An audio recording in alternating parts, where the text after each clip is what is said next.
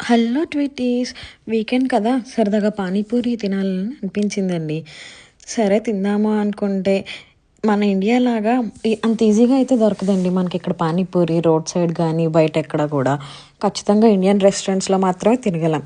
సరే వెళ్ళి తిందామా అన్న ప్లేట్కి 6 పెడతారు. మనకి ఎక్కడ సరిపోతుందండి ప్లేట్కి 6 అంటే.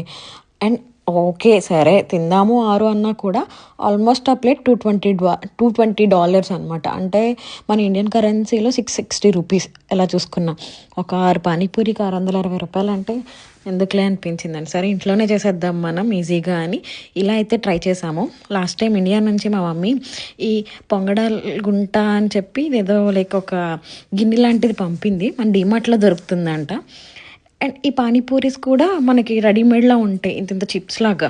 అవి తీసి డైరెక్ట్గా ఇందులో ఆయిల్ వేసి అలా వేస్తే పొంగిపోతున్నాయి. చూడండి ఎంత క్యూట్గా ఉన్నాయి. చూడండి నాకు చాలా ఈజీ అనిపించింది. నాకైతే డీప్ ఫ్రై ఐటమ్స్ ఏదైనా చేయాలి ఆయిల్లో అంటే భయం. సో నేనైతే ఇది నాకు చాలా బెస్ట్ అనిపించింది. వడియాలు వేపుకోవడానికి కానీ ఇలా పానీపూరి చేయడానికి కానీ. నేనైతే ఇదైతే ట్రై చేశాను, మా మమ్మీ పంపింది కదా అని చెప్పి. చూడండి ఎంత ఈజీగా అయితే అయిపోయిందో. అండ్ ఆ స్టఫ్, ఈ పానీపూరిలో స్టఫ్ అయితే నేను ఆల్రెడీ ముందుగా ప్రిపేర్ చేసి ఉంచుకున్నాను. పొటాటో అండ్ వైట్ బటానీ స్మాష్ చేసి రెడీ చేశాను. అండ్ ఆ పానీ కూడా కొరియాండర్ అండ్ మింట్ లీవ్స్తో రెడీ చేశాను.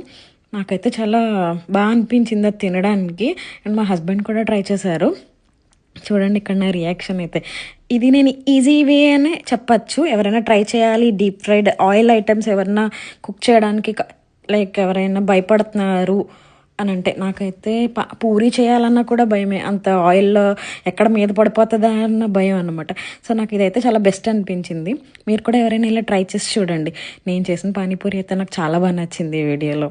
Thank you for watching. Bye bye ట్విటీస్.